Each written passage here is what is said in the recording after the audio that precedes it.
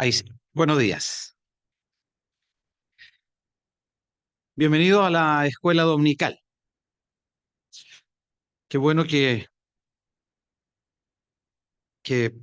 hayamos podido reservar este día domingo, día de fin de semana largo, eh, y que muchos hacen planes, programas familiares o viajes, pero qué bueno que podamos estar ocupados en estar juntos para escuchar la palabra de Dios. En este, en este fin de semana así llamada Semana Santa. Yo dije, los creyentes no celebramos Semana Santa, ¿no? No celebramos Semana Santa. La Semana Santa es eh, es una festividad religiosa instaurada por la religión popular, pero eso no quita que no podamos ocupar estos días en pensar, en reflexionar en lo que ha sido la muerte del Señor, lo que ha sido la sepultación y la resurrección de Cristo. Domingo de Resurrección se celebra el día de hoy. Nosotros celebramos cada domingo de todo el año, cada domingo celebramos lo que se llama en las Escrituras la Cena del Señor. Recordamos al Señor en sus padecimientos, recordamos al Señor en su muerte, en su sepultación, recordamos al Señor en su resurrección gloriosa, en su aparición a los suyos, en su ascensión, en su glorificación, y nuestra mente se fija, ¿verdad?, en su pronta venida. No necesitamos un fin de semana para pensar y recordar eso. Debería ser un ejercicio permanente y constante en nuestra vida. Pero entendemos también, y yo entiendo por experiencia propia, que hay muchos hermanos nuestros en otros lugares de, de difícil eh, acceso a las personas al Evangelio, por distintas razones. Algunos están en guerra. Tenemos hermanos que están en áreas de conflicto. Tenemos hermanos que están en áreas, en lugares donde es cerrado al Evangelio, donde compartir el Evangelio con otro, aunque sea un tratado que uno entrega, significa la prisión, significa la cárcel, y dar testimonio del Señor en esos lugares significa prácticamente estar sentenciado a muerte. Y lo más maravilloso es que hay hermanos que están dispuestos a eso, llevar el nombre del Señor a otros, que su nombre sea conocido, que su nombre sea creído, que su nombre sea puesto muy, muy, muy en alto. Aunque las Escrituras establecen que ante el nombre de Jesús se doblará toda rodilla de los que están en los cielos, de los que están en la tierra, de los que están debajo de la tierra, y que toda lengua ha de confesar que Él es el Señor para gloria de Dios Padre. Así que los hermanos aprovechan estas fiestas para poder compartir esta grata noticia. Cristo ha resucitado. Y ayer aprendíamos en las reuniones especiales en Peñaflor de esta gran verdad. Cristo ha resucitado. Nos llena de emoción saber que nuestro Señor, que creemos en uno que no está muerto, una de las grandes religiones monoteístas, estos días creo que todavía están celebrando el Ramadán.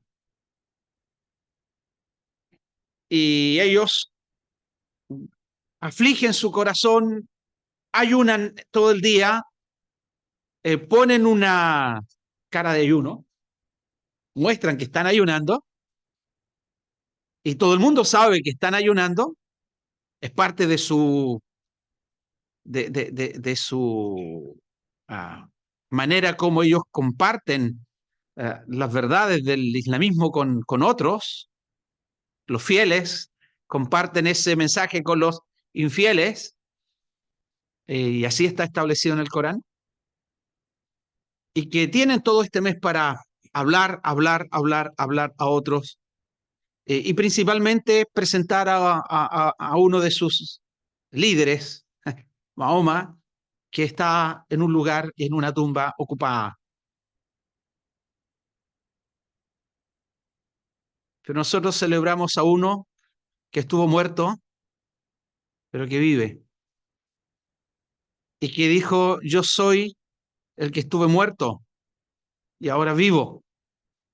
Allí en Apocalipsis le dice a Juan: yo soy el que estuve muerto y ahora vivo, y vivo por los siglos de los siglos. Yo soy el alfa y la omega, el principio y el fin. El principio y el fin. Tenemos el privilegio de conocer al Dios que se revela en las Escrituras. Y como mencionaba, ayer aprendíamos de ese Cristo resucitado, que se acerca a aquellos que Él escogió para que estuvieran con Él y para enviarlos a predicar, y que apartó a aquellas mujeres salvándoles también y revelándose como el gran Mesías. Pero ese día de resurrección estaban muy tristes, estaban muy tristes, por distintas razones. Una, porque estaban tristes porque ya el Señor no estaba con ellos, su maestro ya no estaba ahí. Otros estaban tristes porque en realidad ese Señor en los cuales ellos habían creído y que había sido puesto allí en el madero, había sido muerto y había sido puesto en un sepulcro. Y estas mujeres fueron, aquellas mujeres, temprano por la mañana, ya que el día anterior no podían ir y ungir el cuerpo del Señor porque su muerte fue muy rápida, sorprendente para los que estaban acostumbrados a la crucifixión. No pudieron ungir su cuerpo como era la costumbre, aunque una mujer había preparado su cuerpo ungiendo con ese frasco de perfume de alabastro, y el Señor dijo: déjala, déjala. Cuando le dijeron: pero ¿por qué desparrama ese frasco y desperdicia todo ese dinero? Y el Señor dijo: déjala, porque para la sepultura, para mi sepultura, ha hecho esto, para ungir su cuerpo. Su cuerpo estaba siendo preparado para la sepultura. Pero ese día domingo por la mañana, cuando todos deberían haber estado expectantes, ¿verdad? Porque el Señor les había dicho que iba a resucitar. Estaban tristes, estaban tristes. Y otros abandonaron el grupo de discípulos y se fueron y siguieron tristes. Tristeza temprana por la mañana porque no encontraron el cuerpo del Señor. Incredulidad cuando fueron a avisar que el cuerpo ya no estaba, cuando ellos deberían haberse acordado de las palabras del Señor, cuando ellos deberían haberse acordado de las instrucciones del Señor, que subían a Jerusalén, que Él iba a ser tomado y que iba a ser muerto por mano de hombres pecadores, iba a ser muerto, que iba a ser sepultado, pero que al tercer día iba a resucitar. Y no muchos días de eso Él les había recordado esas verdades a los discípulos. Y sus palabras deberían haber estado ahí impregnados, pero estaban tristes. El maestro ya no estaba, estaban tristes. Y el Señor se les tiene que aparecer a ellos, se les aparece a ellas. Y el Señor, aprendíamos ayer cómo la palabra del Señor fue el elemento que el Señor usa para aquellos que iban camino de Emaús, pudieran reconocerle, pudieran recordarle a través de las Escrituras sus enseñanzas. Y eso es lo que hemos estado siguiendo en estos domingos. seguir al Señor, acompañarle en sus enseñanzas, porque las enseñanzas del Señor revelaban grandes verdades. El cual gran maestro, el gran maestro de Israel. Aprendíamos de uno que era principal y maestro, hablando con el verdadero maestro, reconociéndole a él y diciéndole, Rabí, sabemos que has venido de Dios porque nadie puede hacer estas señales que tú haces si no está Dios con él. Nicodemo reconoce. Y en esa entrevista allí en Juan el capítulo 3, leíamos cómo el Señor en esta conversación personal, algunos dicen que Nicodemo fue de noche porque tuvo miedo de los religiosos, porque sabían que podían expulsarle quizás, o podrían haberle quitado su estatus, ese estatus de hombre principal, de maestro, como lo hicieron con otro que era ciego y cuando él confiesa que Jesús es el Señor y Mesías, le expulsan de la sinagoga. Bueno, el Señor usa esa entrevista con Nicodemo para declararle una gran verdad. Nicodemo, ¿quieres ver el reino de Dios? Nicodemo, ¿quieres entrar en el reino de Dios? Y ahí está la enseñanza. Nicodemo, necesitas nacer otra vez.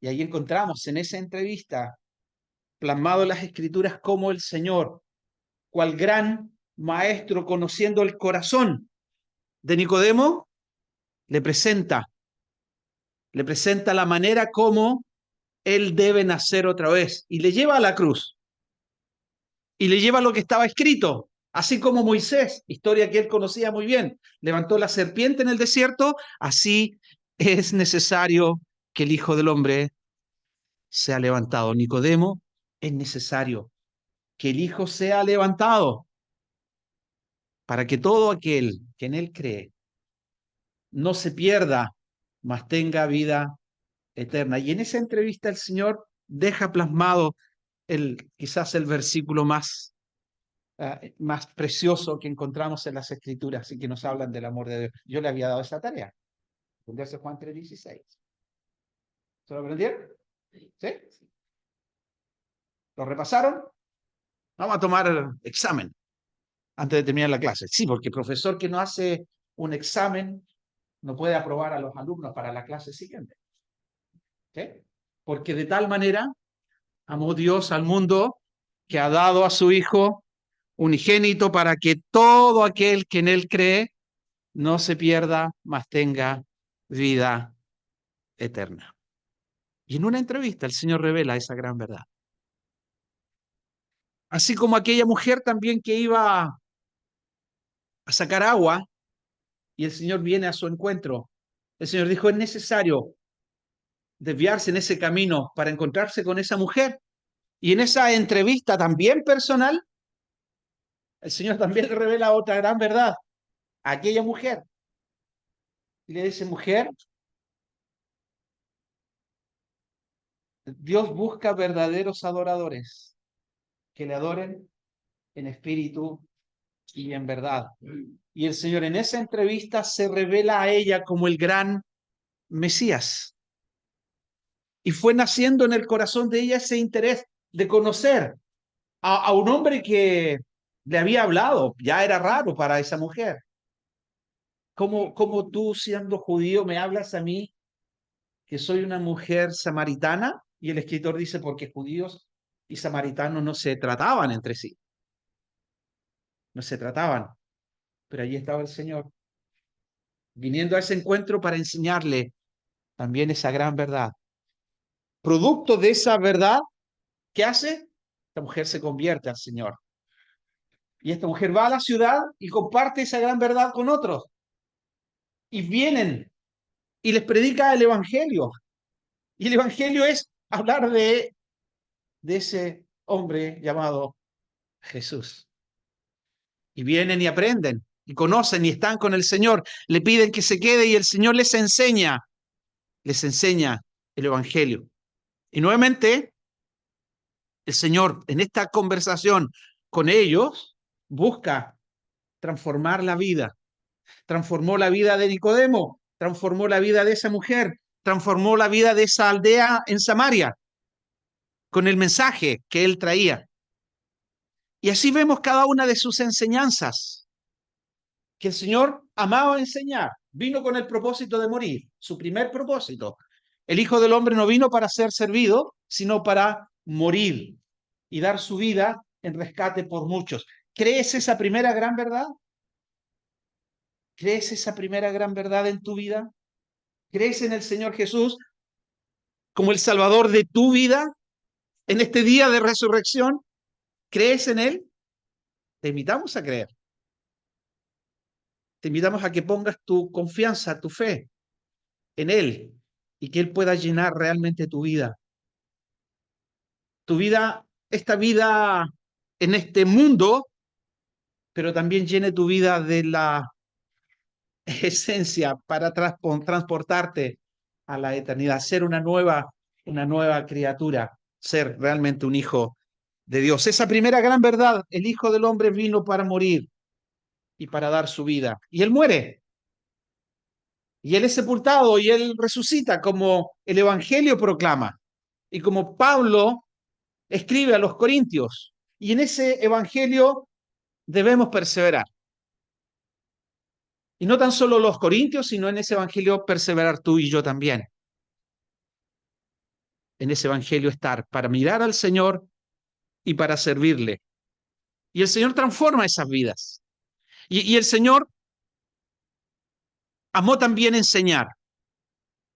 Y cada encuentro, cada, cada mensaje que Él daba, ya sea abiertamente a una gran multitud, que en una ocasión se reunieron más de 5.000 y más de 4.000, sin contar las mujeres y niños.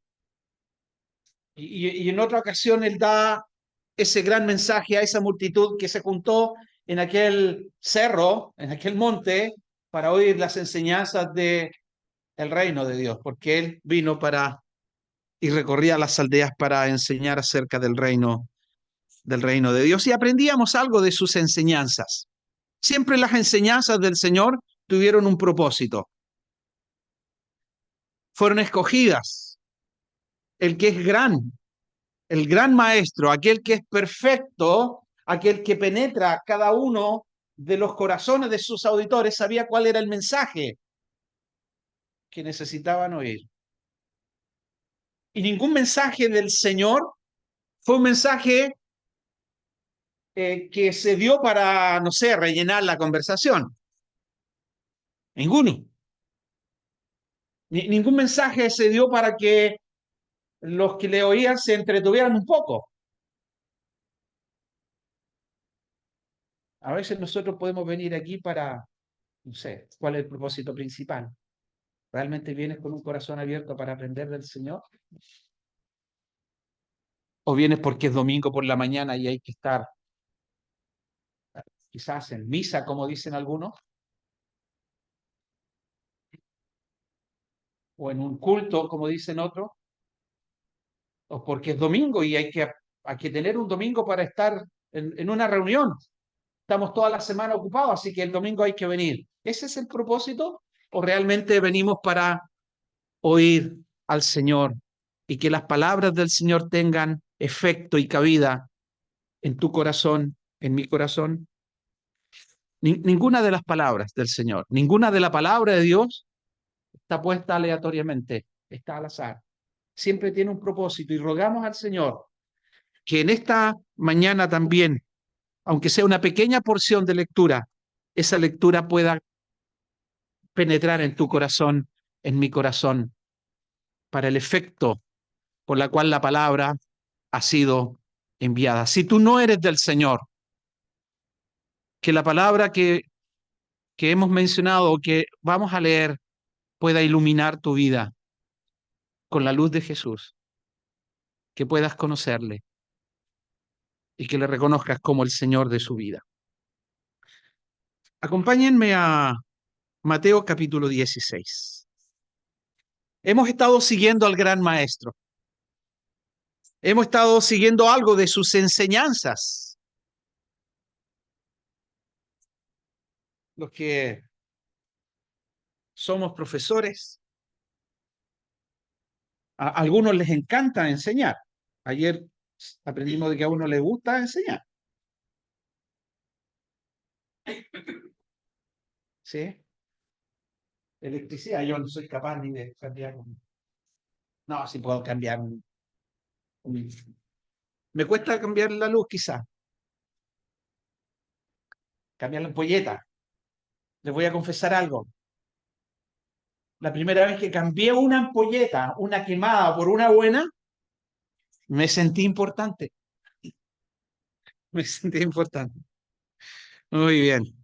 Pero el Señor amaba enseñar. El Señor buscaba el corazón de los suyos.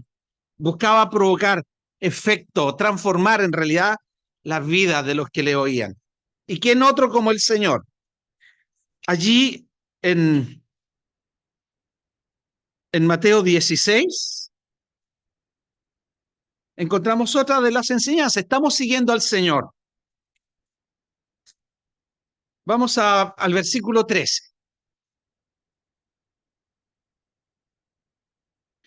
Cuando lea su Biblia y habla el Señor y dice el Señor, o Jesús dijo, ponga atención, porque ahí hay una verdad revelada que el Señor quiere mostrarnos y que las escrituras se abren para revelarnos algo de Él. Dice en esta porción del versículo 13, viniendo Jesús a la región de Cesarea de Filipo, eso está en el norte de Israel, región montañosa, preguntó a sus discípulos, diciendo, ¿quién dicen los hombres que es el Hijo del Hombre?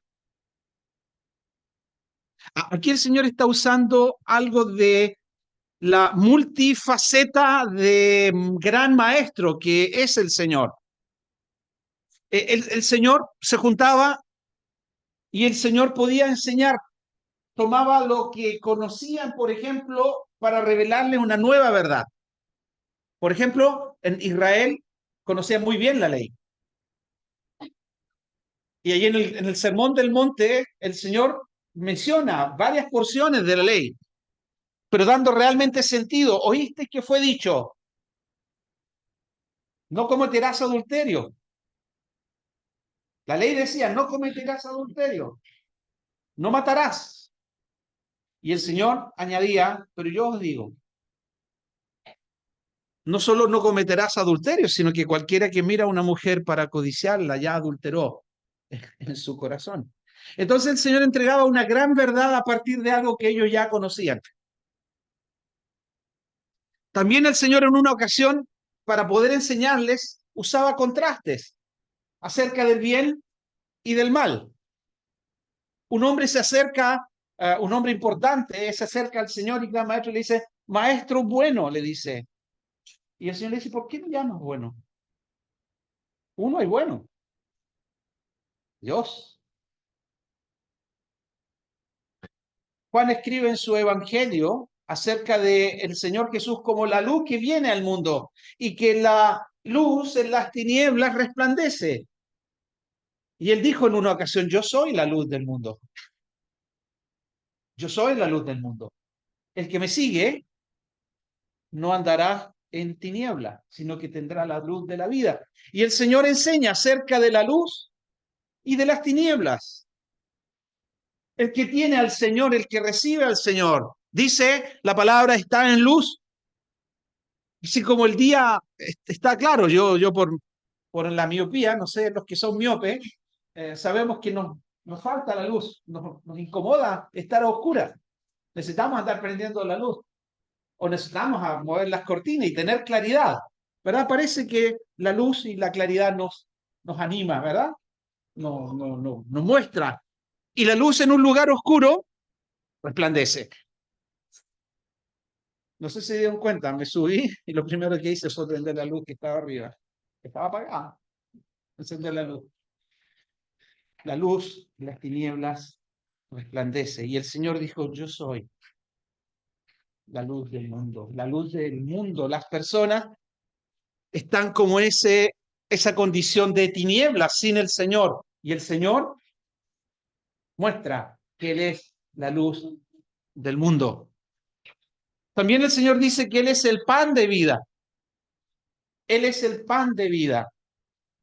Y Él puede saciar versus sin Él, que está como en una condición vacía de hambre, sin alimento. Y Él es el que sacia cuando se está, ¿verdad?, insatisfecho.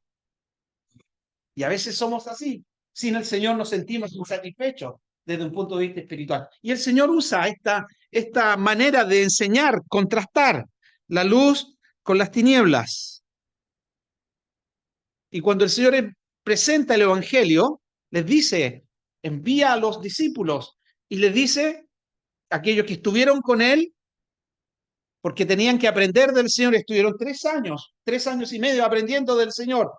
Y les enseñó, les mostró, para que estuvieran con Él y para enviarlos a predicar. Y Él les dijo, el que cree tiene vida. Y el Evangelio se pregona para que crean, para que puedan tener vida. Pero el que rehúsa creer no verá la vida. El que cree tiene vida eterna, pero el que rehúsa creer, el que no quiere creer, no tendrá vida.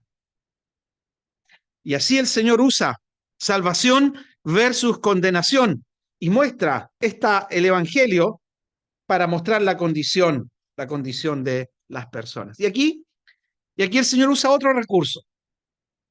Y aquí usa un recurso muy utilizado y que es el interpelarnos. Es hablar a otros a través de una pregunta. A los profesores les encanta preguntar. No sé, un defecto que tienen los profesores. Les encanta preguntar. ¿Ya? Y a veces pregunta buscando una respuesta. ¿Qué? Yo les pregunté si habían repasado Juan 3:16 y, y me lo contestaron que sí, pero no fue suficiente, así que lo repasamos, ¿verdad? Y el maestro se preocupa de preguntar, y a veces el maestro pregunta solo para que no esperan necesariamente una respuesta, sino quiere que en la pregunta haya una reflexión profunda. ¿Ya? Y a veces el maestro hace la pregunta y no espera respuesta, pero el Señor siempre, nunca hizo una pregunta sin buscar una respuesta directa o sin provocar en las vidas de ellos una respuesta a la pregunta. Y eso es lo que está aquí en esta porción. El Señor está en un lugar y el Señor pregunta. ¿Quién dice? Versículo 13, allí en Mateo capítulo 16. ¿Quién dicen los hombres que es el Hijo del Hombre? ¿Quiénes dicen ellos? Yo no sé si usted ha conversado con sus cercanos, sus hijos, sus familiares, sus vecinos, sus compañeros de trabajo. Le ha preguntado si conocen a Jesús, o quién es Jesús, o qué es Jesús para ellos. ¿Qué es Jesús? Saben, algunos ya ha pasado más de 20 años atrás. Varias veces preguntábamos. Y en un entorno donde hablar de el Evangelio no era, y hablo una ciudad grande, importante, con muy pocas iglesias evangélicas. Y las iglesias católicas eran transformadas en pub, en un lugar de entretención. Fueron cerradas porque ya no habían personas que asistían. Se vendieron. Y varios de esos lugares fueron transformados en museos. fueron transformadas en botillerías o en negocios.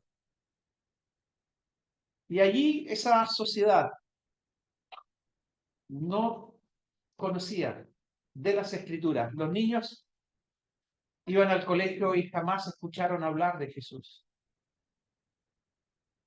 Porque es una oración, no tenían idea. La palabra de Dios sacada de la sociedad, de las escuelas, de las familias. Generaciones que crecían sin un conocimiento, sin haber leído jamás. Nos parece extraño, ¿verdad? Nos parece muy extraño. ¿Cuántos habitantes tiene nuestro planeta?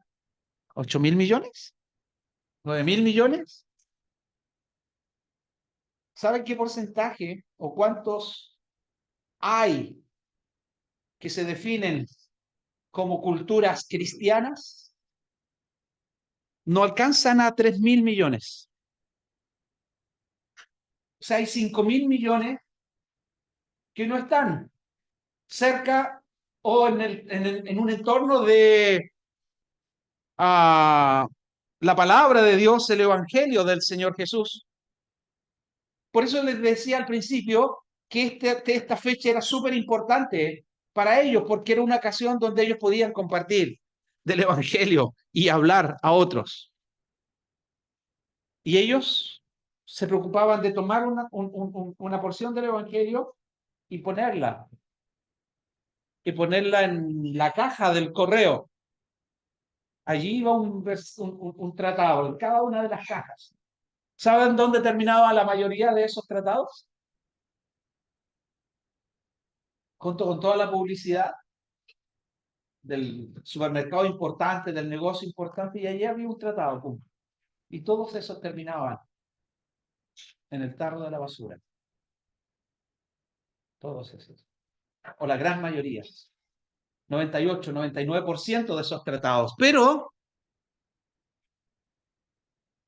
alguien tomaba ese tratado y lo leía.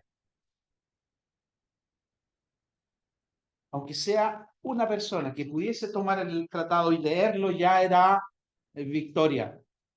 ¿Qué dicen las Escrituras? ¿Hay gozo en el cielo? No dice por multitudes que vienen al Señor, por un pecador. Un pecador. El Señor dio su vida porque te amó a ti, porque me amó a mí. Amarte a ti fue suficiente para que Él dejara glorias magníficas y viniera a este mundo de pecado y llegara hasta la cruz. El santo muriendo y el puro y el perfecto muriendo por los impuros, por los imperfectos, por los pecadores. Y si hubiese uno en esta condición, ya es suficiente para que el Hijo del Hombre muriese en la cruz. Y tu condición fue suficiente para que Él viniera hasta la cruz y diera su vida a tu favor en rescate. Y el Señor muere. Y cuando el Evangelio se proclama y cuando uno se convierta al Señor, hay gozo delante de los ángeles de Dios por un pecador que se arrepiente. Porque tú eres una perla preciosa. Y no lo olvides. Tú eres una perla preciosa para el Señor, que dio su vida por ti. Si oyereis hoy su voz, no endurezcas tu corazón.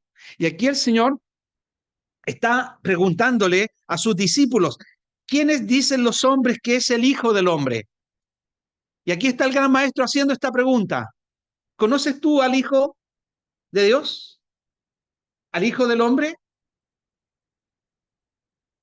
Puedes preguntarle a tu compañero que está al lado tuyo. ¿Qué dicen de Jesús? Puedes preguntar qué dicen tus vecinos de Jesús. Puedes preguntar qué dicen tus compañeros de Jesús. Podemos preguntar qué está diciendo en este día nuestra sociedad acerca de Jesús. Bueno, miren, para estos hombres que estaban en un entorno religioso, ellos dijeron, versículo 14, uno Juan el Bautista, un hombre importante, otros Elías y otros Jeremías o alguno de los profetas. Miren, la gente dice que tú eres uno de los grandes profetas, como aquellos grandes profetas que ha tenido Israel. Pero esa respuesta no fue suficiente para el Señor. El Señor quería llegar al corazón de ellos.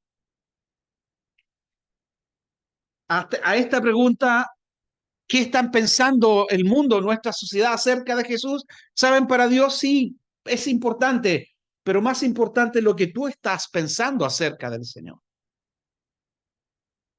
¿Qué concepción tienes tú del Hijo de Dios? En otras palabras, ¿qué es Jesús para ti? Y aquí está el Señor, vuelve a la pregunta. Y les dijo, ¿y vosotros? Versículo 15. ¿Quién dicen? ¿Y vosotros? Y él les dijo, ¿y vosotros? ¿Quién decís que soy yo? ¿Quién soy yo para ustedes? Y responde Simón Pedro y dijo, tú eres el Cristo. Tú eres el Cristo, el Hijo del Dios viviente. Aprendíamos ayer cómo el Señor aplaca la tristeza de unos hombres que después de la resurrección, el día de resurrección, iban muy tristes, caminando, alejándose de Jerusalén. Allá estaban los discípulos y ellos se fueron. Y el Señor se acerca a ellos y les pregunta, ¿por qué estáis tristes? ¿Por qué estáis tristes? Como antes de ir a la cruz, también le preguntó a sus discípulos, ¿por qué estáis turbados? ¿Por qué estáis acongojados? ¿Por qué estáis tristes? Y él les dice, en la casa de mi padre, muchas moradas hay. En la casa de mi padre. No estén tristes, porque en la casa de mi padre muchas moradas hay. Y esto es verdad, les dijo el Señor. No es un cuento, no es historia, no le estoy contando para entretenerlos, es verdad. En la casa de mi padre hay muchas moradas y yo voy a preparar un lugar para ustedes. Y eso consoló el corazón de los suyos.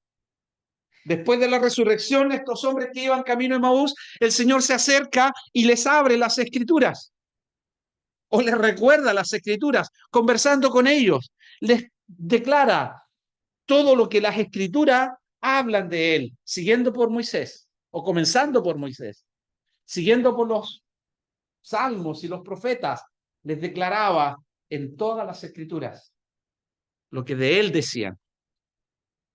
Y el corazón de ellos se llenaba de gozo, como el gran maestro que tomaba las escrituras y la llevaba y la depositaba en el corazón. Cada palabra, cada palabra es como ese martillo que va golpeando la roca para partirlo, a ese corazón quizás duro o esa mente que nos cuesta a veces archivar y guardar verdades o cosas. Bueno, allí está el Señor, poniendo la palabra en la mente y en el corazón. Y es lo que hace el Señor, pone su palabra en nuestra mente y en nuestro corazón. ¿Por qué? Porque su palabra, primero, es verdad. Segundo, su palabra es vida. Tercero, su palabra transforma las vidas de los hombres porque revela al Señor Jesús. Y aquí el Señor busca esta respuesta de los suyos y le dice, ¿y vosotros quién decís que soy yo? Y ellos dijeron, tú eres el Cristo. Y proclaman con sus labios, tú eres el Cristo, el Hijo del Dios viviente. Tú eres el Cristo. Si confesares con tu boca que Jesús es el Señor y creyeres en tu corazón que Dios le levantó de los muertos, serás salvo. Serás salvo. si confiesas a Jesús en tu vida como el Señor de tu vida, como aquel Cordero de Dios que quita tu pecado, mi pecado, serás salvo, tendrás vida, serás hecho una nueva creación y tendrás una vida que se proyecta a la eternidad. ¿Tienes tu vida y vida eterna? ¿Es Jesús el Señor de tu vida? Bueno, Pedro responde y dice, tú eres el Cristo, el Hijo del Dios viviente. Entonces le dijo Jesús, bienaventurado eres,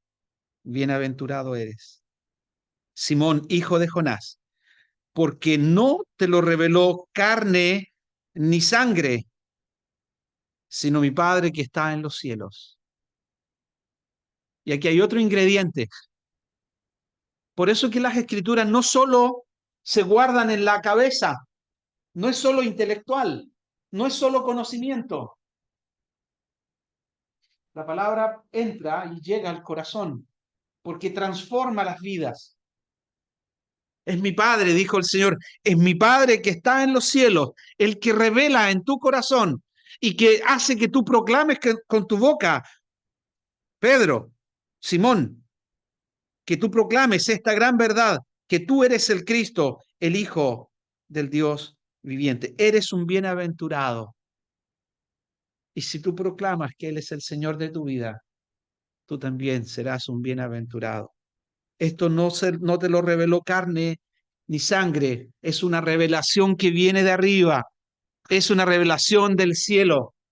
Solo el Señor puede, cual gran maestro, realmente revelarnos lo que hay en el corazón de Dios. Solo el Señor, solo aquel que es el eterno Hijo de Dios, solo aquel que es Dios mismo, puede revelarnos lo que hay en el corazón de Dios. Yo y el Padre uno somos, dijo el Señor. Y esto, Simón, te lo reveló, no te lo reveló carne ni sangre, sino mi Padre que está en los cielos. Y aquí en esta misma enseñanza le revela otra gran verdad. Y le dice, yo también te digo que tú eres Pedro, y sobre esta roca edificaré mi iglesia. Y en esta enseñanza también el Señor está sentando, cimentando una gran verdad que había estado oculta, en el Antiguo Testamento y que es la iglesia del Dios viviente, esta iglesia de la cual formamos parte, esta iglesia que se ha construido con cada hombre y mujer que ha confesado en el Señor Jesús como el Señor y Salvador de su vida. ¿Eres tú parte de la iglesia? No digo que si eres parte de este lugar, de esta iglesia en Maipú 1375, porque aquí no tenemos ningún libro, para inscribir. Lo más importante es que tu nombre esté inscrito en el libro de la vida. Ese es el lugar más importante donde tu nombre debe estar inscrito, en el libro de la vida del Cordero. ¿Tienes tu vida? ¿Eres tú un creyente? ¿Eres un hijo de Dios? ¿Tu nombre está inscrito en el libro de la vida del Cordero? Bueno, cree en el Señor Jesucristo y serás salvo. Busca al Señor en las Escrituras, lee de Él. El gran Maestro revela grandes verdades. La luz vino al mundo para que los hombres no permanezcan en tinieblas. Que el Señor bendiga su palabra en esta mañana.